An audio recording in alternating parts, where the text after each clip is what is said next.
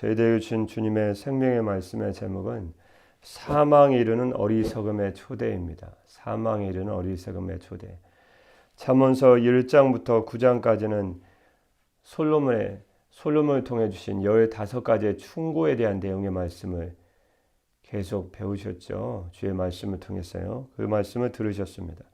그래서 9장은 이 1장부터 9장까지 나와 있는 솔로몬의 15가지 충고 중 마지막 충고인 15번째의 충고에 대한 내용 말씀을 지혜의 초대부터 해서 세 부분 나눠서 오늘 마지막 부분으로 배우고 있습니다.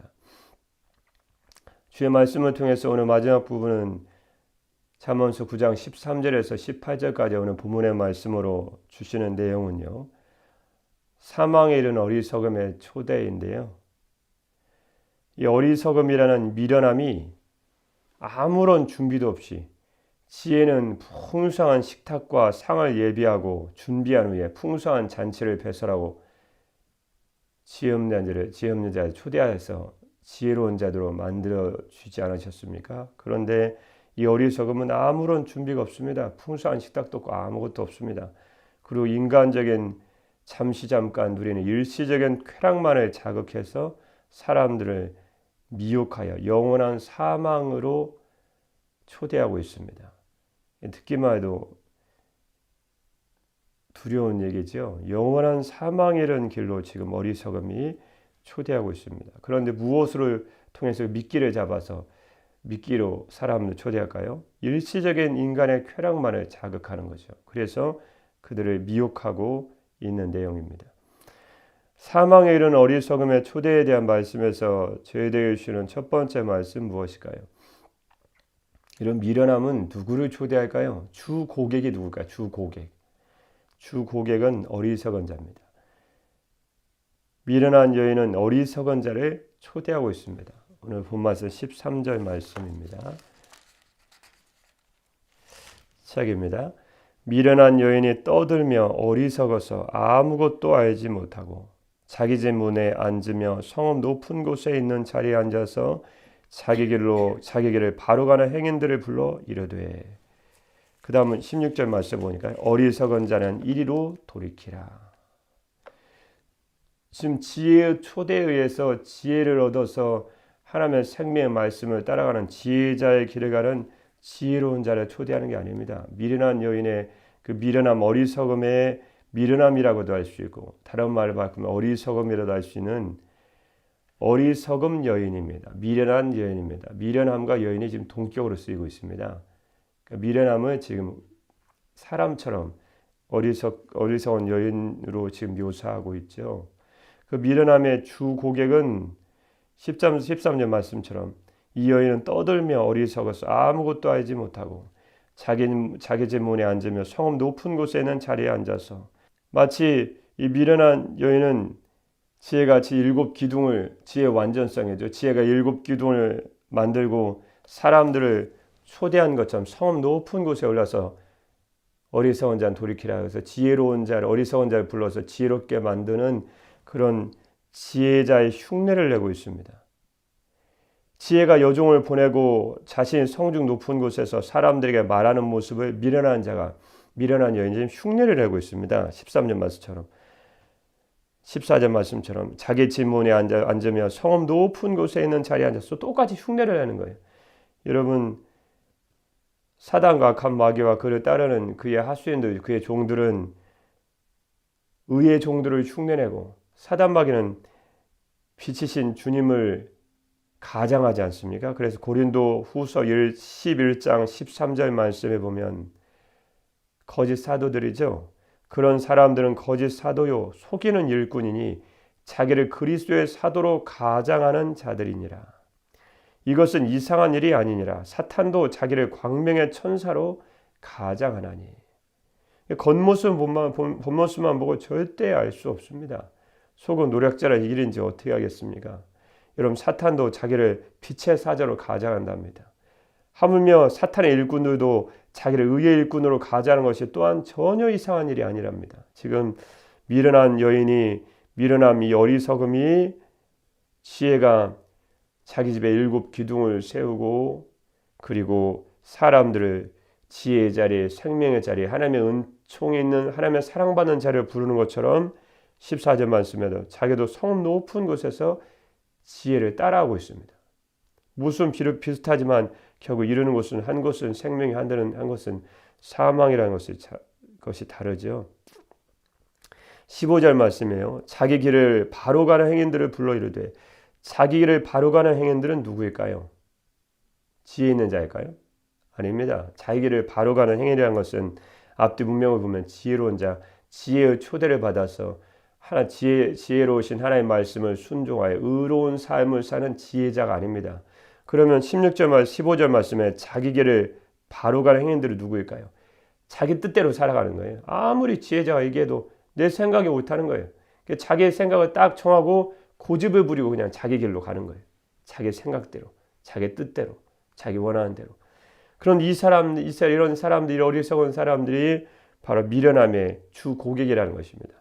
자기 길을 바로 가는 행인들, 자기 뜻을 세우고 하나님의 말씀에 순종하지 않고 완악하고 강팍한 마음으로 자기 생각대로 길을 정하고 자기 뜻대로 길을 정하고 그냥 무대풀은 가는 거예요. 그래, 가는 겁니다. 자기 생각대로 살아갑니다. 그런 자기 길을 바로 가는 행인들, 부정적인 의미죠. 그런 행인들을 불러 이르되 딱 미련한 여인의 눈에 딱 포착이 됐습니다. 아, 자기 지 생각대로 살아가는구나. 너는 내 고객이라는 거예요. 그래서 16절 말씀에 자기 길로 바로 가는 행인들을 뭐라고 16절 말씀에 성경에 그 말씀 바꿔놓았죠. 어리석은 자다. 이 어리석다는 거예요. 어리석은 자는 이리로 돌이키라. 바로 네가 우리의 주 고객이라는 거예요. 그래서 이 미련한 여인은 반드시 어리석은 자를 초대하게 되어 있습니다. 우리가 생각처럼 쉽게 지혜로운 자를 초대해서 넘어뜨릴 것이다 라는 생각이 그건 극히 일부에 지나지 않는다는 것입니다. 미련함의 주 고객은 어리석은 자들입니다. 그 악한 자들도 시간이 남아도질 않을 것 아닙니까? 그래서 데살로니가 후서 2장 9절 말씀 보면 악한 자의 나타남은 불법자죠. 무법자입니다. 말세지만 나타난 악한 자, 무법자입니다. 멸망을 이루는 아들이라고도 얘기하죠. 계시록 13절 말씀에 세계정을 세우고 온갖 것을 통해서 기독교를 박해하는 악한 자입니다. 이 악한 자의 나타남은 이 무법자는 사탄의 활동을 따라 모든 능력과 표적과 거짓 기적과 불의의 모든 속임으로 온갖 가진 속임수를 쓸 거라는 거예요. 그런데 그 온갖 가진 속임수를 누구한테 쓰냐는 거죠.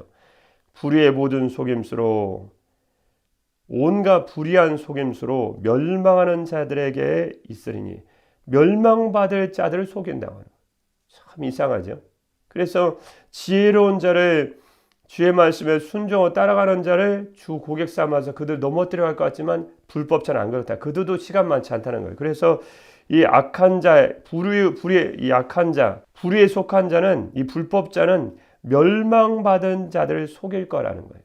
왜 그들을 속이죠? 데살로니가후서 2장 10절 말씀 바로 그 이유가 나와 있습니다. 이는 그들이 진리의 사랑을 받지 아니하여 구원을 받지 못함이라. 진리의 사랑을 받지 아니하여라는 말씀이 무슨 말씀일까요? 멸망받을 자들이 자기를 구원하여 줄 진리에 대한 사랑을 받아들이지 않기 때문이다. 그래서 왜 멸망이를 이 무법자, 불법자는 이 악한 자는 왜 멸망하는 자들에게 온갖 속임수를 다 써서 지옥으로 끌고 가려고 하는가? 그것은 자기를 구원하여 줄 진리를 마음에 받아들이지 않은 거예요. 그 주님의 진리의 말씀에 대한 사랑은 주님의 진리의 말씀을 마음에 받아들이지 않고 순종하지 않기 때문에 그들에게 먼저 주 고객, 먼저 타켓이 딱 간다는 거죠. 그러므로 우리는 영원한 멸망에 이르는 미련함의 초대를 받지 않으려면 먼저 뭐 어떻게 해야 될까요? 그렇죠. 우리가 주 고객으로 그 악한 자의 주 고객의 명단에 들어가면 안 됩니다. 우리가 평상시에 주님의 말씀을 귀하게 여기고 그 말씀에 순종하는 의로운 자인 지혜자의 삶을 살아가는 것이 약한 마귀의 사단의 이 미련함에 이 유혹을 받지 않은 아주 첩경이고 지름길이라는 것입니다. 내가 주의 말씀을 귀하게 여기지 않고 그 말씀에 순종하지 않는 어리석은 자, 미련한 자가 되는 순간 우리는 이 악한 음녀의 주 타켓이 되어버리고 만다는 거죠.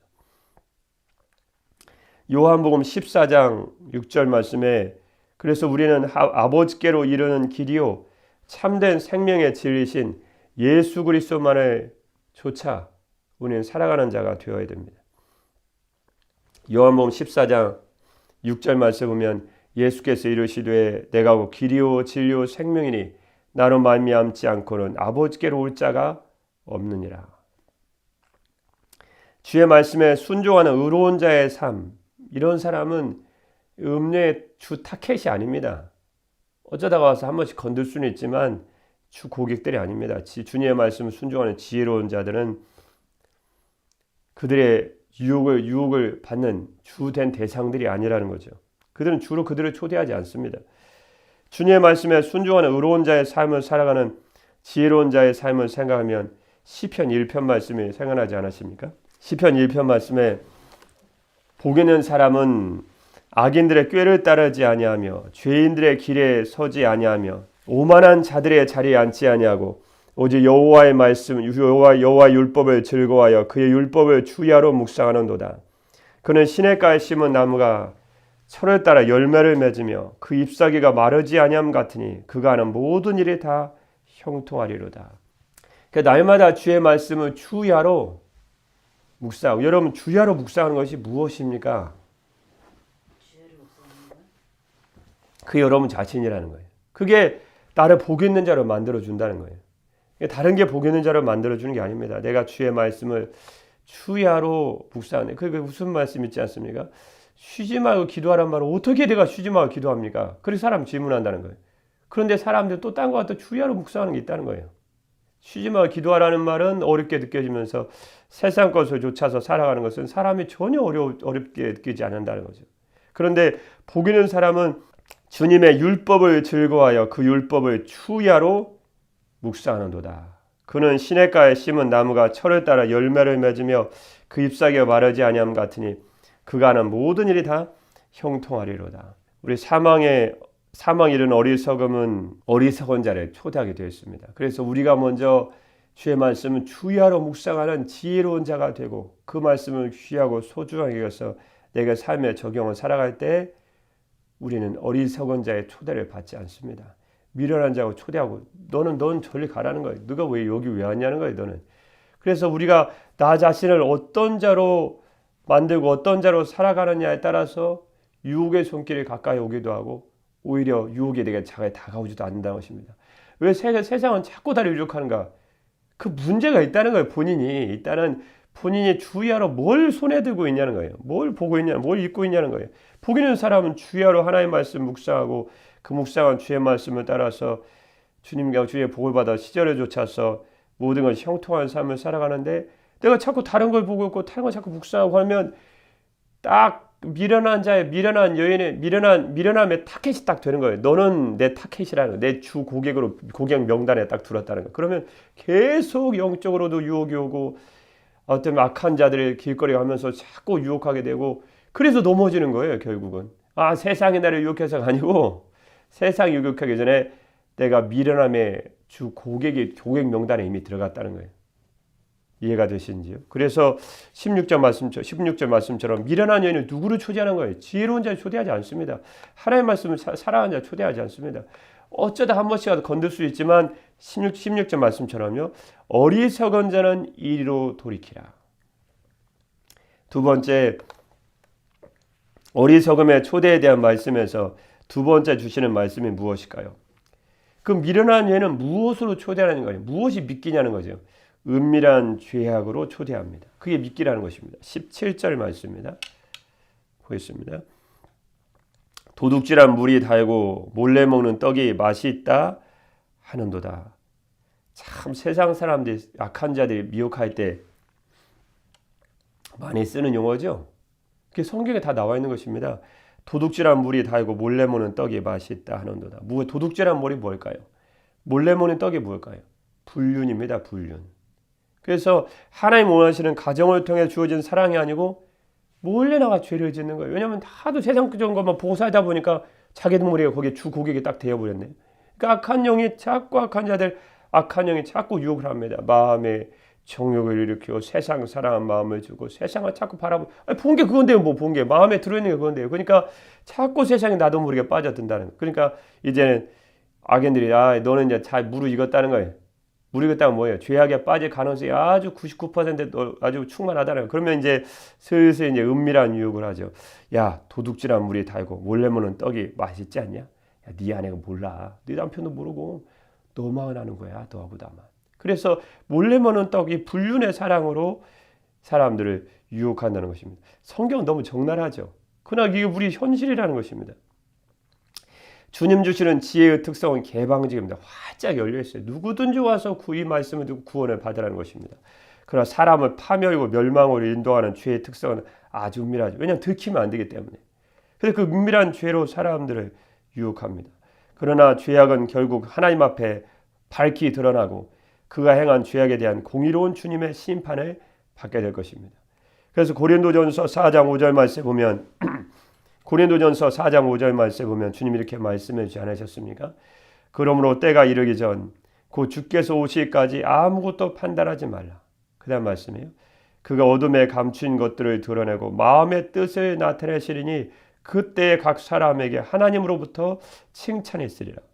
어둠에 감춘 것을 그분이 밝히 드러내시겠답니다. 마음의 애티튜드란 마음의 동기도 마음의 속으로 품은 생각과 뜻도 밝히 드러내시겠답니다. 그 일을 왜 했냐는 거예요. 그걸 주님 밝혀내시겠다는 거예요. 주님 오시면. 마음에 품은 죄악된 생각도 어둠에 감춘 모든 죄악된 것도 주께서 밝히 드러내서 칭찬받을 자와 주님의 심판받을 자 주님이 가려내시겠답니다. 은밀한 죄악은 그때를 보지 못하게 하죠. 그래서 요한계시록 2장 18절 말씀에 보면 주님이 이렇게 말씀해 주지 않으셨습니까? 요한계시록 2장 18절 말씀에 두아디라 교회 사자에게 편지하라. 그분이 누구신데요? 그 눈이 불꽃 같고 그 발이 빛난 주석과 같던 하나님의 아들이 이르시되 내가 내 사업과 사랑과 믿음과 섬김과 인내를 아노니. 주님 이렇게 말씀해 주셨습니다. 바로 두아디라 교회 사자에게 목회자에게 편지하신 분은 바로 하나님의 아들 주 예수 그리스도이셨습니다. 그분의 눈은 불꽃 같답니다. 사물의 본질과 인간의 마음까지도 다 꿰뚫어 보시는 예수 그리스도의 통찰력을 의미합니다. 다 꿰뚫어 보고 계시다는 거예요. 다 보고 계시다는 거예요. 아무도 보고 있는 게 아니라는 거예요. 보고 있지 않은 게 아니라는 것입니다. 주님 최후에 오셨을 때 심판할 그날을 위해서 다 그의 모든 것을 꿰뚫어 알고 계신다는 것입니다. 그런데 그분은 빛난 주석 같은 발을 가지고 계십니다. 십자가를 지시고 그 십자가에 못 박히실 때 연약한 발이 아닌 진노의 포도주 틀을 밟으시고 모든 원수를 심판하실 영광과 권능의 발을 갖고 계시답니다. 그래서 그분은 빛난 주석과 같은 발을 가지시고 불꽃 같은 눈으로 우리의 심령까지 우리의 내면과 영혼의 모든 것까지 꿰뚫어 보고 계신 주님은 신적 통찰을 갖고 계신 하나님의 아들이십니다. 그러므로 우리는 항상 우리를 살펴보고 계신 하나님의 불꽃과 같은 눈을 가지고 계신 주 예수 그리스도를 의식하고 우리의 삶을 살아가야 될 것입니다. 창세기 39장 7절 말씀에 보면 보디발의 아내가 요셉을 유혹하지 않습니까? 창세기 39장 7절 말씀에 보면 그 후에 그의 주인의 아내가 요셉에게 눈짓하다가 동침하기를 청하니 요셉이 거절하며 자기 주인의 아내에게 이르되 내 주인의 집안의 모든 소유를 간섭하지 아니하고 다 내 손에 위탁하 있으니 이 집은 나보다 큰 이가 없으며 주인이 아무것도 내게 금하지 아니하였어도 금한 것은 당신뿐이니 왜 보디발의 아내를 금했을까요? 당신은 그의 아내임이라. 그런즉 내가 어찌 이 큰 악을 행하여 잘 보십시오. 하나님께 죄를 지으리까. 이게 그 유명한 코람데오입니다. 하나님의 불꽃 같은 눈으로 나를 보고 계신다. 아무도 안 보는 게 아닙니다. 죄가 지금 속이는 것입니다. 은밀한 죄다는 거예요. 몰래 먹는 떡이 맛있고 도둑질한 물이 달지 않냐는 거예요. 네가 불륜에 살아가라는 거예요. 그렇지만 주의 말씀은 불꽃 같은 눈으로 나를 다 지켜보고 있다는 거예요. 요셉이 아무도 없을 때 보디발의 아내가 유혹했을 때 내가 어찌 이 큰 악을 해야 하나님께 죄를 짓겠습니까? 하나님이 나를 보고 계십니다. 난 죄를 지을 수 없습니다. 그게 바로 지혜로운 자의 삶이 아니고 무엇이겠습니까? 지혜 없는 자의 삶을 살아가면 결국 그 죄가 그 죄로 인해 공개적인 수치를 당하게 될 것이라고 말씀해 주시고 있습니다. 잠언서 5장 14절 말씀에 보면 잠언서 5장 14절 말씀에 많은 무리들이 모인 중에서 큰하게 빠지게 되었노라 하게 될까 염려하다. 무슨 말씀입니까? 이제 많은 사람들 앞에서 수치를 당하게 되었구나. 죄는 미끼를 던질 때 은밀한 죄악으로 초청하죠. 그러나 그 결과는 절대 은밀하지 않습니다. 모든 자기를 판단하는 회중들 앞에서 많은 사람들 앞에서 내가 이럴 줄 알았다는 거예요. 그리고 수치를 당하게 되었구나라고 안타깝게 생각하는 것입니다. 은밀한 죄악은 은밀한 쾌락을 가져다 줄 것 같지만 여러분 나중에 신문이나 TV 보십시오. 후레쉬 터지고 어떤 사람은 안타깝지만 자살로 생활을 막아가지도 않습니까? 자기의 삶이 온통 개방적으로 공개될 줄 누가 알았습니까? 핸드폰은 오래 문자 여러분 핸드폰 문자 조심해야 됩니다. 핸드폰 문자 보내면 여러분은 지워도 어딘가에 다 남아 있습니다. 그 문자가. 그러면 나중에 경찰 조사할 때 어떻게 합니까? 그 문자를 통신사 다 연락하고 그 문자를 다 복원시키는 거예요. 여기 뭐 다 했던 거 다 보라는 거예요. 네가 보낸 문자라는 거예요. 그래서 우리가 어떤 인터넷에 여러분 그런 말 있지 않습니까? 내가 인터넷상에 내 주민번호 한번 치면 어딘가는 그 주민번호가 남아있을 거라고. 요즘은 참 무서운 세대입니다. 여러분은 모르고 침실에서 내가 핸드폰으로 띡띡띡띡띡띡 너만 봐 띡띡띡띡 그리고 문의해도요. 그게 애들이나 요즘 성인이나 난리가 아니지 않습니까? 그러나 그게 어딘가는 다 남아있다는 것입니다. 여러분의 행적이 다 어디서 나와 있습니다. 그게 빅데이터랍니다. 빅데이터. 여러분이 쉽게 말해요. 새벽에 시간 많잖아요. 말씀 이런 말까지 하지만 여러분 쇼핑하는 순간 여러분이 관심 있는 거 다 뜨지 않습니까? 쿠팡이든 뭐든 다 뜨죠. 그게 빅데이터입니다. 한 사람이 뭘 주문하면 이미 빅데이터랑 큰 저장 장치에 다 저장이 되어 있습니다. 그래서 그 사람의 모든 걸 다 이렇게 앞으로 이루어질 모든 물건을 사는 그런 행동 습관이라든가 걸 다 합니다. 그것도 문제하지 않지 않습니까? 이 사람은 지금 임신 안 했지만 얼마가 임신하겠구나 쇼핑하는 거 보니까. 그래서 임신품을 미리 보냈다가 그 예전에 문제가 생긴 적도 있지 않습니까? 해외에서. 이 인터넷이라는 게 내가 좋은 것 같지만 어딘가에 누군가 다 지켜보고 있다는 것입니다. 예전에 영화 보면 그런 영화 장면 생각나네요. 어떤 한 사람이 이 사람을 갖다 유혹해서 넘어뜨려서 어떻게 곤란한 지경에 빠지게 해야 되는데 방법이 없는 거예요. 이 사람은 깨끗하고 의로운 사람이라. 그런데 생각에 딱 미끼를 던져야 되겠다. 그리고 한 여자를 보낸 거예요. 그런데 한 여자를 보내고 그 방에 하는 거 다 촬영하고 있는 거죠. 근데 그건 잘 넘어가지 않습니까? 거기서 이 여자가 온갖 방법으로 이 남자를 유혹하는데 소리는 녹음을 하고 영상만 찍는 거예요. 마치 남자가 잘못된 일을 불륜과 잘못된 일을 해가지고 여자를 겁탈하는 것처럼 완전히 꾸며버린 거예요. 그 여자가 가가지고. 나중에 증거자가 딱 남지 않습니까? 그 증거자라고. 남자는 한순간에 유혹에 넘어갔지만 결국은 다 CCTV에 찍혀가지고 결국은 어려움 당하는 그 내용의 장면이 말씀 준비한 잠깐 떠올랐습니다. 여러분 우리는 도둑질한 물이 달고 몰래 먹는 떡이 맛있다고 얘기할 것이 아니고 우리는 지혜자이신 예수님의 초청에 응해야 될 것입니다. 요한복음 7장 37절 말씀에 명절 끝날 그 큰 날에 예수께서 서서 외쳐 이르시되 누구든지 목마르거든 내게로 와서 마시라. 나를 믿는 자는 성경의 이름과 같이 그 배에서 생수의 강이 흘러나오리라 하시니. 여러분 미련함의 초대 결과는 어떻게 될까요? 18절 말씀입니다. 오직 그 어리석은 자는 죽은 자들이 거기 있는 것과 그의 객들이 수월 깊은 곳에 있는 것을 알지 못하느니라. 결국 미련한 자는 어떤 결과에 처하게 될까요? 어리석은 사람은 죽음의 그늘이 바로 그곳에 그 음녀가 있는 그곳에 드리워져 있다는 것을 모른다. 그 여자를 찾아온 사람마다 이미 수월의 깊은 곳, 즉 지옥에 가 있다는 것을 그 어리석은 사람은 알지 못한다. 그 어리석은 자의 결국은 잠시의 쾌락을조차 죄를 짓는 어리석은 자의 결국 영원한 죽음일 뿐이다. 어느 날 밤에 한 사람이 자기 아들과 함께 바람을 쐬러 들판에 나왔습니다. 가다 보니까 탐스럽게 열린 토마토가 막 있는 거예요. 그때 아버지가 토마토를 먹고 싶은 유혹에 아들에게 망을 보라고 시켰습니다. 너는 망을 봐라. 내가 저 탐스러운 토마토를 가져올 것이다. 근데 아버지가 토마토 딱 따려고 하는 순간 아들이 소리칩니다. 아버지 누가 봐요. 아버지가 깜짝 놀라 소스라치 놀라서 밖으로 나왔습니다. 야, 누가 본다고? 아무도 없잖아. 야, 가만히 있으라. 망보라니까. 그리고 또 따르고 있습니다. 근데 계속 아들이 소리치는 거예요. 아버지 누가 봐요. 누가 본다니까요. 계속 몇 번은 왔다 갔다 오가면서 아무도 보지 않다는 걸 알고 있지. 아버지가 화를 냈습니다. 아무도 없는데 도대체 누가 본다는 거야? 너 아버지 놀리는 거지. 그때 아들이 천진스럽게 이렇게 얘기합니다. 아버지, 하나님께서 보고 계세요. 여러분, 은밀한 죄악 어리석음은 어리석은 자를 초대하게 되어 있습니다. 미련한 여인은 은밀한 죄악으로 초대합니다. 그러나 미련함에 결국 잠깐의 쾌락을 좇아 사는 죄악의 결국은 결국 영원한 죽음으로 간다는 것을 그들은 알지 못하고 있었다는 것입니다.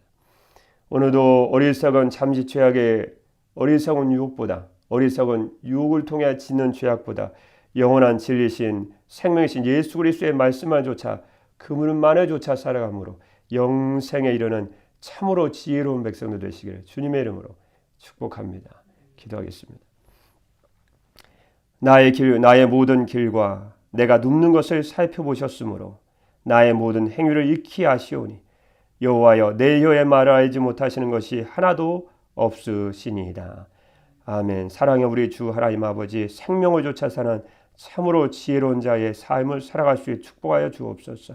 악의 음료에 어리석은 자들의 유혹에 빠지 않게 도와주시고 우리가 주야로 주님의 말씀 묵상함으로 참으로 지혜로운 자로 살게 하시기를 간절히 소망합니다.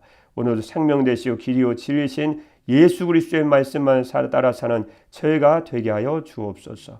영원한 생명 되시는 주 예수 그리스도의 이름으로 기도드립니다. 아멘.